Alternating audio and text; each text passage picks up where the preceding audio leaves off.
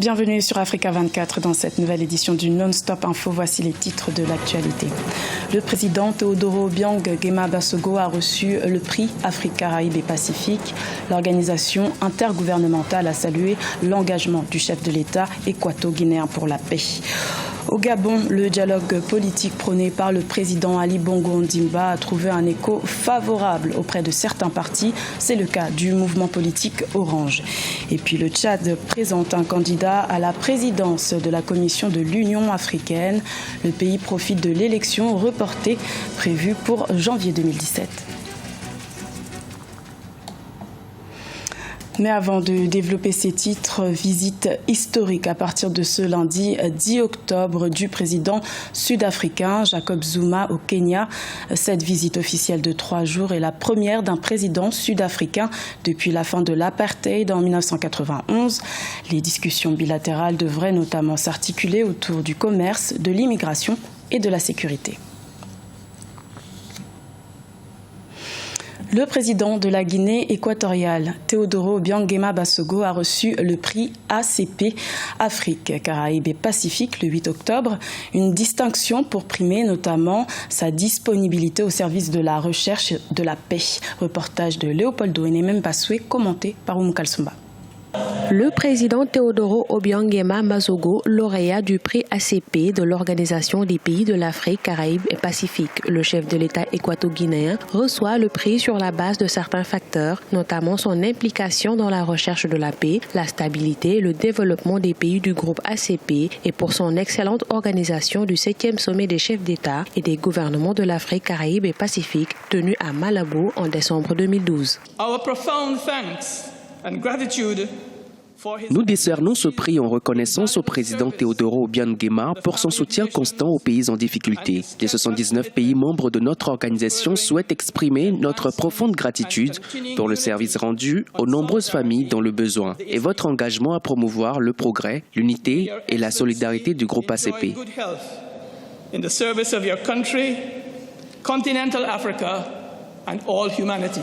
La création d'un fonds au sein de l'Organisation des Nations Unies pour l'alimentation pour aider les pays africains touchés par la désertification et les catastrophes naturelles, la création et le financement du prix UNESCO Guinée équatoriale pour la recherche en sciences de la vie sont quelques-unes des initiatives qui ont permis au président Obiang de recevoir le prix ACP. Los países ACP son los más afectados de este mundo globalizado. Des desafíos que nos alienta a renovar. Les pays de l'ACP sont les plus touchés dans le monde par des problèmes socio-économiques. C'est la raison qui nous pousse à renouveler notre engagement à travailler ensemble pour une coopération sud-sud plus forte. La Guinée équatoriale accepte cette distinction et nous sommes profondément reconnaissants pour ce geste qui honore notre pays.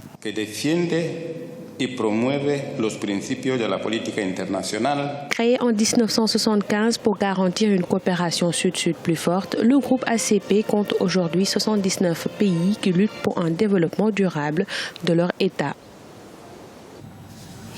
La Guinée équatoriale célébrera une autre cérémonie ce lundi 10 octobre à Paris, en France, celle de la remise du prix international UNESCO Guinée équatoriale pour la recherche en sciences de la vie, une consécration pour des chercheurs de renommée internationale.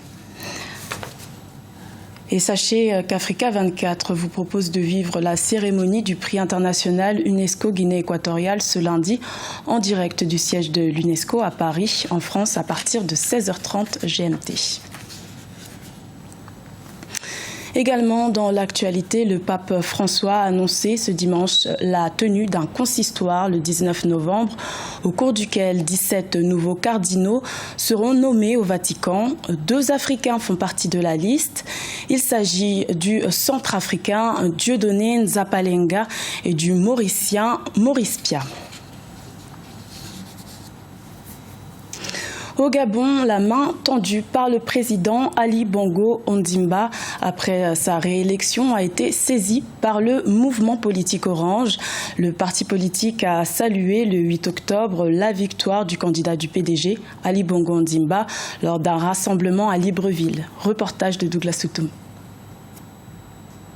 le mouvement politique Orange n'a pas fini de célébrer la victoire d'Ali Bongo Ondimba.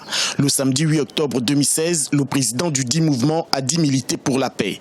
De même qu'il est favorable au dialogue politique prôné par le chef de l'État qui entend rassembler les Gabonais autour d'un idéal commun.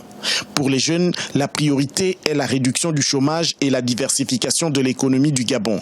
Un ensemble de requêtes qui s'adressent au gouvernement de Franck-Emmanuel Issozen-Gondé, fraîchement nommé Premier ministre. Le mouvement politique Orange appelle le nouveau gouvernement à plus de dynamisme dans la mise en œuvre de la politique de l'égalité des chances afin de répondre aux nombreuses attentes des populations dans les domaines prioritaires que sont l'éducation, la santé, le logement et l'emploi des jeunes. Fort de ce qui précède, le mouvement politique Orange attend prendre activement part au dialogue social et politique, tant demandé par l'ensemble de la classe politique en tête desquelles son Excellence Ali Bongo Ondimba.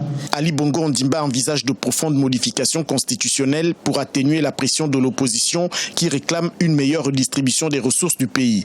Il s'agit notamment de la réduction du mandat, la durée du mandat et l'élection à 2 tours. Pour le docteur Iloko, acteur de la société civile, certaines dispositions constitutionnelles posent véritablement problème et méritent une réflexion commune. Qu'on soit du PDG ou de l'opposition, il faut que les règles de l'alternance soient bien établies, qu'on puisse donner la chance à tout le monde, et d'ailleurs le président le dit, l'égalité des chances. Quand on est Gabonais, on doit rêver, pourquoi pas, au suffrage universel. Et il faut forcément limiter le nombre de mandats présidentiels. Et ça, je le dis. Je dis ça n'engage que moi. Et je dis aussi qu'il faut réduire la durée du mandat présidentiel. Parce que 7 ans, je pense que c'est trop. La liste des acteurs politiques et associations favorables au dialogue insufflé par Ali Bongo Ondimba ne cesse de s'accroître. Le mouvement politique Orange, au même titre que Démocratie Nouvelle, le dernier né des partis politiques au Gabon, trouve en cela l'opportunité de vérifier la considération que l'exécutif manifeste pour son projet Égalité des chances. État d'urgence décrété ce dimanche en Éthiopie pour une durée de 6 mois.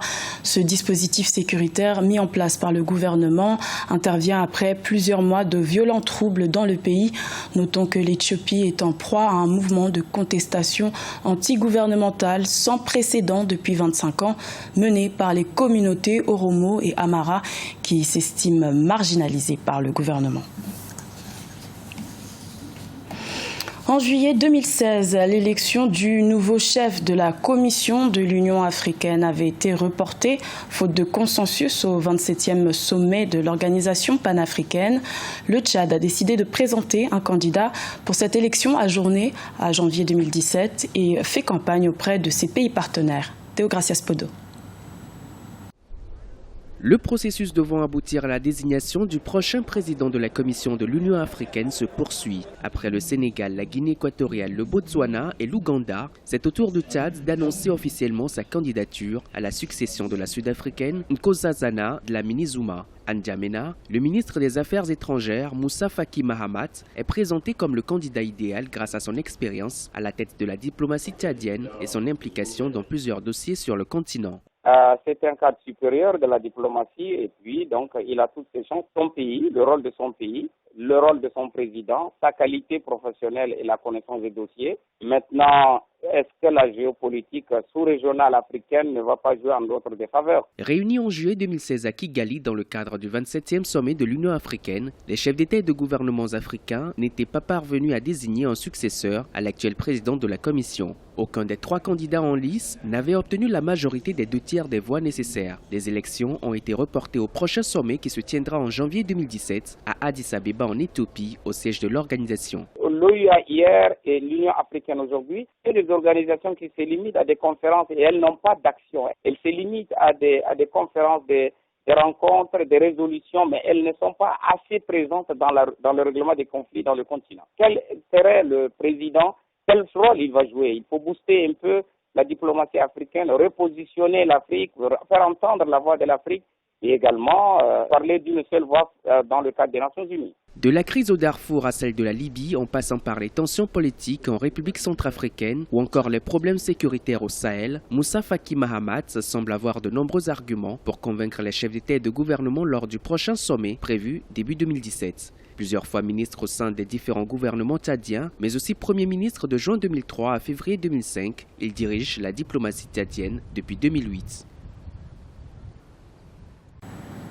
Ce journal a été réalisé par l'ensemble de la rédaction. Merci de votre fidélité. Retrouvez dans quelques instants une nouvelle édition de l'information sur Africa 24.